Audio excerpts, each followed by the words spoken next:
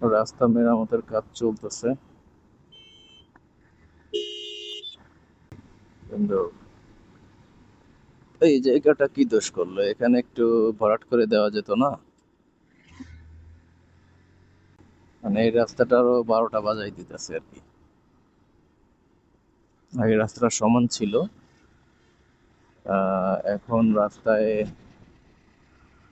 বড় বড় খোয়া বসিয়েছে। অবশ্য এটাতে দুর্ঘটনার পরিমাণ কম হওয়ার পসিবিলিটি আছে আর কি। এই রাস্তায় সব থেকে টিয়ারিং হচ্ছে সিএনজি আর মাজরা গাড়ি বলে এটাকে।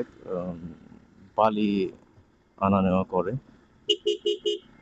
এখানে যেসব ট্রাকগুলা যাতায়াত করে, এই ট্রাকের উপরে তো কোনো কিছু দেয়ই না, মানে বিনা পয়সায় বালির স্পর্শ পাওয়ায় আর কি।